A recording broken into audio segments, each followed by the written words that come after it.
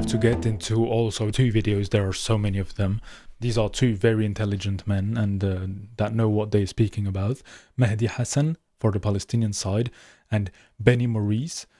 You can of course watch it yourself. I won't put a part where they talk together. I wasn't a big fan of the crowd in this interview because I just don't like crowds of human beings. People are just getting heated up in groups for no use at that specific moment. I think they should rather put their efforts, every single one of them, to do something useful, and this would probably be more effective.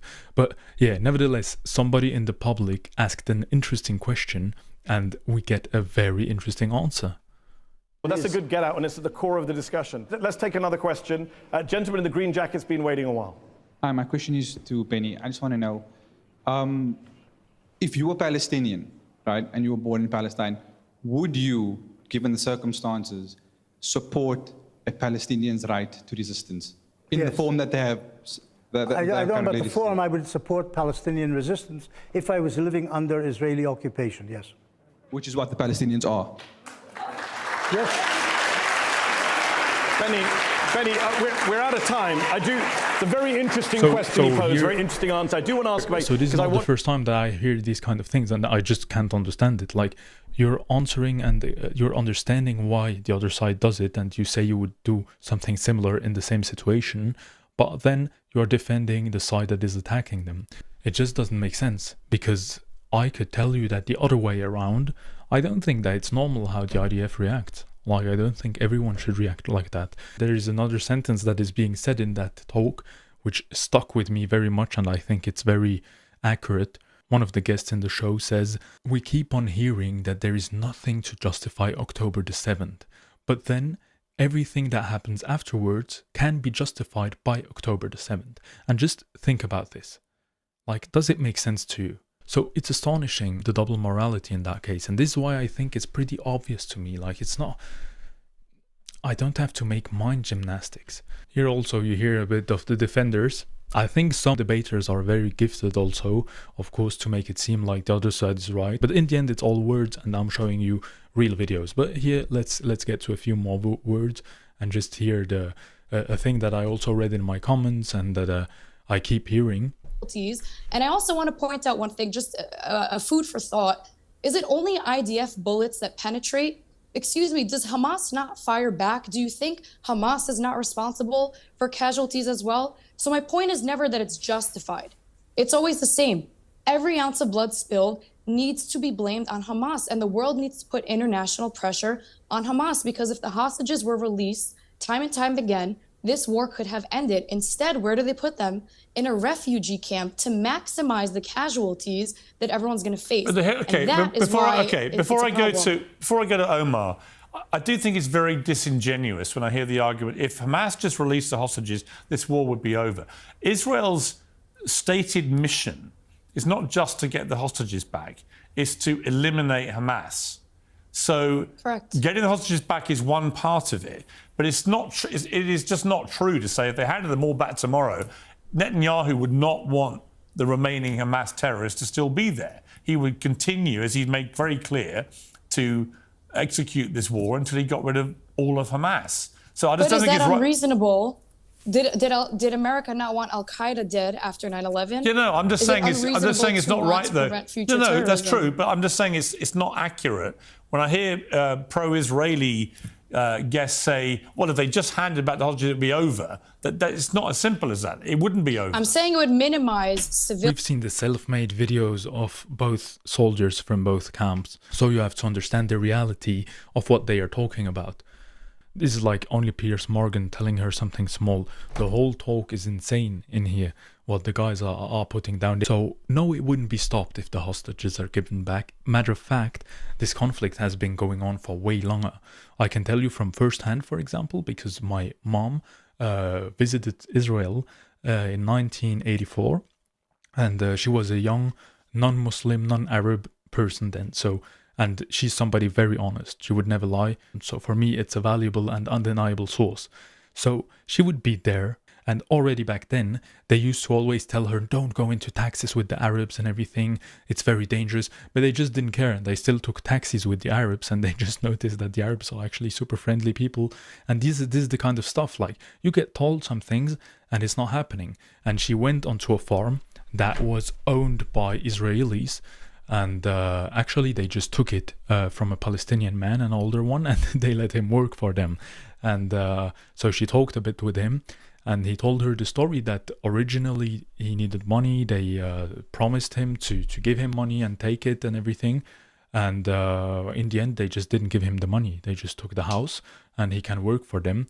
And this is in 1984 from a non-Muslim perspective, a non-Arab perspective. From Muslim and Arab perspectives, I know of many people who went to Israel. And basically, Muslims and Arabs get chicaned at the airport always. Like, they just let them wait in rooms for 2 or 3 hours for no reason. And these people are not the horrible terrorists or whatever. So, I don't know. How do you feel about that? How do you feel about that? Like, just discriminating people, making them wait longer. Some groups that want to visit a country. And this is but a small story. I could tell you more things. I'll try to keep it as short as possible, not to overshare. But I want to make some points. There are some that I will leave out that I could make, but I think it will be enough as it is. You will never see a group of children walking on the beach of Gaza and Israel target them specifically, or an old lady crossing the street and Israel shoots the old lady. Israel does not target civilians.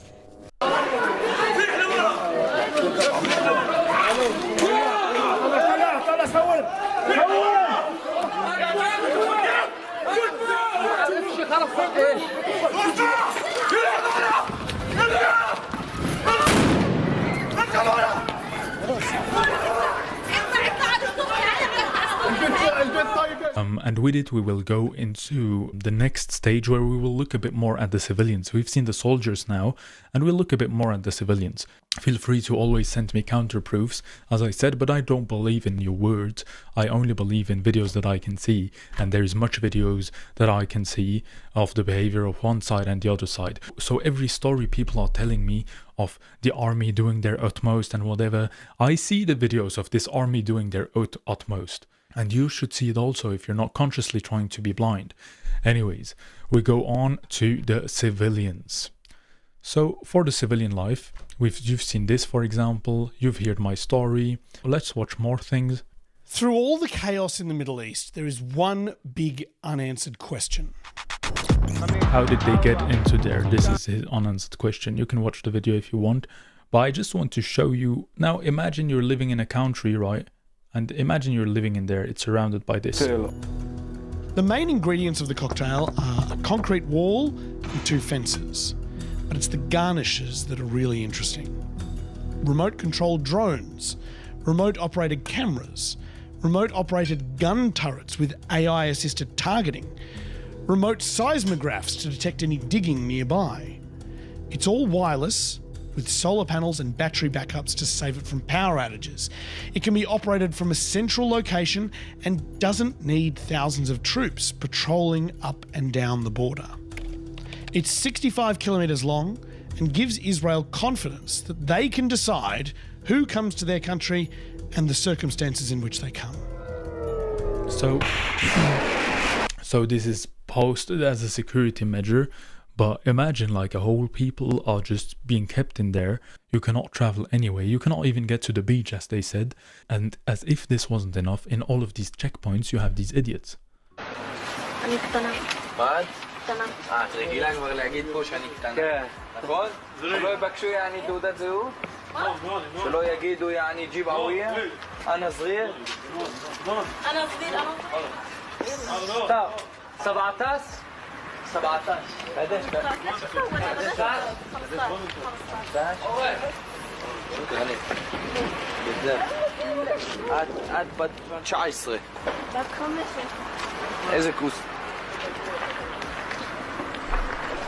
Etc. bothering the other one. Business? Imagine you're just being bothered by such idiots. Of course, they are not all like this. At least that's what I think. I don't know. I haven't seen many videos where they're not. But, I mean, even the checkpoint, you know it at the airport, and I'm sure it's more awful than the airport. Like, stop here, do this, show this. Super annoying all the time. And then, yeah, here you have other, also 2 years older video. Apparently a child had a knife. خفت منهم كتير تعبت منهم بس بعرفش ليش اجوا كان معهم ابوي قاموا وقفوني بس انا قلت شو في ليش هيك وقفوني. So you're trying to do your best to grow up in such a country, but you get what I mean. انا واخوتي كنا قاعدين بنلعب تحت فهيك بلش علينا بالحجار كان الجيش عندهم فهيك في مستوطن شافني قال ماسكه سكينه طلت عن الارض بس انا ما طلت سكينه عن الارض قلت له اني سكينه ما كان معي اي سكينه اللي بتحكي لي عنها لا بيحكي لي جيبيها بس اعطيها للجندي وبخليه يطلعك اذا ما جبتيهاش مش رح اخليه يطلعك. So we're talking about a child apparently throwing a knife. Like what? What a menace. With their new sense of security, the Israeli government focused on expanding and protecting settlements on the West Bank. Now, it's crucial to understand what a settlement is. If you look at the West Bank on a map, it looks like a kidney bean. But if you look at it properly, it's actually more like a piece of Swiss cheese. The Palestinians live in the holes. The cheese bits are controlled by Israel. On nearly every hilltop around here are Israeli settlements. Gated communities of Jewish residents in the middle of the land Palestinians want for their future state. By Israeli settlers and the military. On the 13th of October, a settler shot him in the stomach. He now has trouble walking and eating and is in constant pain. There's a cell phone video of the attack.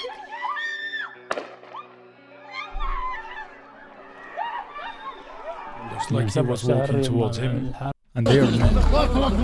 Look at this again. Hey! It shocked me really to my core that people can do that to each other. Because this soldier is also normally a human being, but I think they are that brainwashed that they don't see like Palestinians as human beings anymore. Or this, for example, look at this behavior, acting as if they own everything.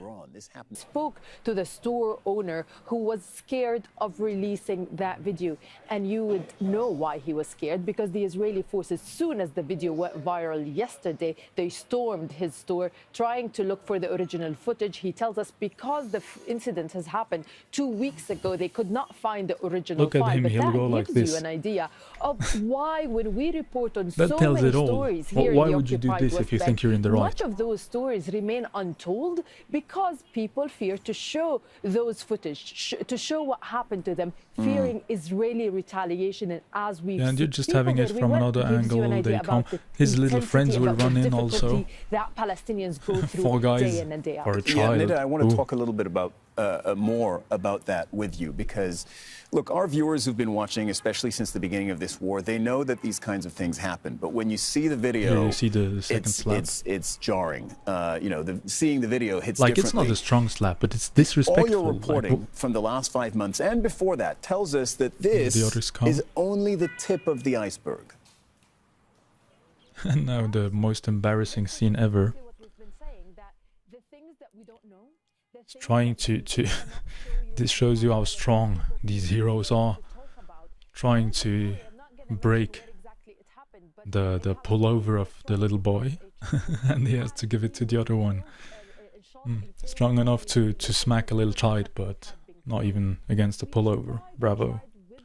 Anyways, I'm usually a very respectful person, but I hope you can understand I just don't have any respect left for guys who are hitting kids, turning over wheelchairs and everything. You can tell me what you want. This is propaganda. These are only a few. It doesn't seem like it. It doesn't seem like it. And we'll get deeper into it.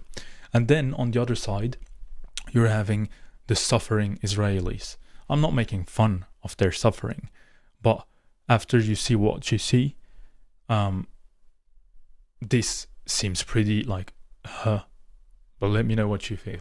Day in the life of what it's like to be an Israeli in the middle of a war. I'm staying with a friend because they have a bomb shelter and I don't at my house. I try to walk my dog, but he's terrified to go outside because of all the rockets. Then I pray that there won't be any rockets while we're on our walk. I scroll through Instagram and I see all the horrible things that the terrorists have done to Jews, and I see all the horrible things that the rest of the world is saying about Jews. Jews. The terrible things of the Jews, or I don't want to call them Jews, but the terrible things of the IDF doing to the other people, doesn't happen. No. I think it is probably there. Like of course they won't show it to them. I don't know if even YouTube is censored or something.